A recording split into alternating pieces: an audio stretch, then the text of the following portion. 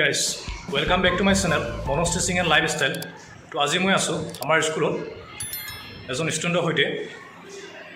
তো ষ্টুডেণ্টজনে গোৱালপাৰা সৈনিক স্কুলত স্থান পাবলৈ সক্ষম হৈছে।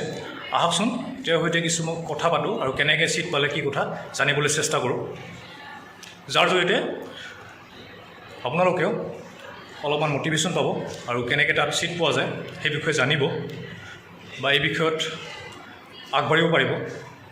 তো ভিডিঅ'টো শেষলৈকে চাব আৰু কথাখিনি বুজিব পাৰিব।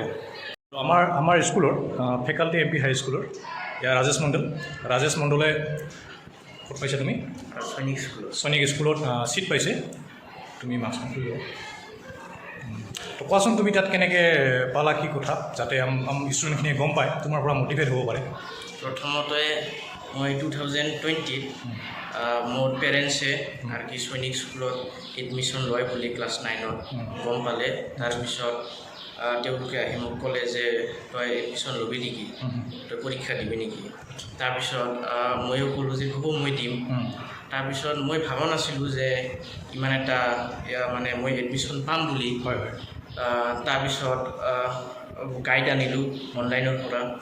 তাৰপিছত গাইড অনাৰ পিছত মই পঢ়িবলৈ ধৰিলোঁ। সেই সময়ত ডিচেম্বৰত লাষ্ট ফৰ্ম ফিল আপৰ ডেট আছিল। আমি লাষ্ট মানে ডিচেম্বৰত 22 তাৰিখে আমি ফৰ্ম ফিল আপ কৰিলোঁ। তাৰপিছত পঢ়া চলি আছিল। তাৰপিছত মোৰ ইংলিছত অলপ উইক, তাৰ বাবে ইংলিছৰ এখন টিউশ্যন লৈছিলোঁ গিৰিৰাজ ছাৰৰ তাতে। তাৰপিছত সেনেকৈ পঢ়াতে জানুৱাৰী 7ত পৰীক্ষা হ'ল। তাৰপিছত পৰীক্ষাত বহিলোঁ। বহাৰ পিছত গোৱালপাৰা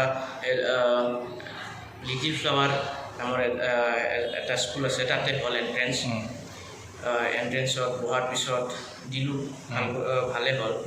তাৰপিছত 6 মাহ নহয় মোৰ মাৰ্চত আৰু কি মেডিকেলৰ কাৰণে মোক মাতা হ'ল।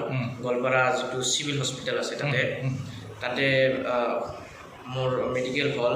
তাৰপিছত মেডিকেলৰ ৰিজাল্ট আহিল আৰু মোটামুটি মানে এক্সামত এপিয়াৰ হোৱাৰ 6 মাহ পিছত মোৰ ৰিজাল্ট আহিল। তাৰপিছত ৰিজাল্টত মই চিলেক্টেড হ'লোঁ। তাৰপিছত মোক কল লেটাৰ পঠোৱা হ'ল যে প্ৰভিজনেল এডমিশ্যন ল'বৰ কাৰণে।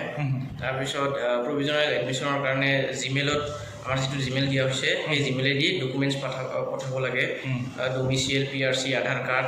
তাৰপিছত কিছুমান এপেণ্ডিক্স আছে সেইবোৰো পঠাব লাগে। তাৰপিছত অকণ দিয়া হৈছে, প্ৰভিজনেল এডমিশ্যন হৈছে। তাৰপিছত এই ডকুমেণ্টছবোৰ ভেৰিফাই হ'ব। ভেৰিফাই হোৱাৰ পিছত আমাৰ পে'মেণ্ট কৰিব লাগিব। পে'মেণ্ট হোৱাৰ পিছত আমাৰ পে'মেণ্ট কিমান কৰিব লাগিব? পে'মেণ্ট এইবাৰ ক'ভিডৰ কাৰণে 1,18,000 আমাৰ পে'মেণ্ট কৰিব লাগিব। আৰু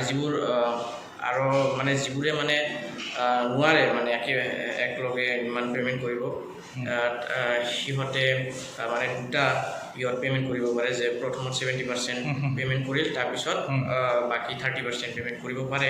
ডিচেম্বৰৰ আগত ভিতৰত কৰিব লাগিব। মান্থলি কিমান দিব লাগিব? মান্থলি দিব নালাগে, ইয়াতে এবাৰে লৈ লয়। য়েছ। তাৰপিছত আমাৰ আগষ্টৰ 15 তাৰিখৰ পিছত হ'ব অনলাইন ক্লাছ আৰম্ভ হ'ব আৰু কি। তাৰপিছত ছেপ্টেম্বৰত এটা চান্স আছে যে আমাক ল'ব, তাতে ৰেচিডেঞ্চত ল'ব।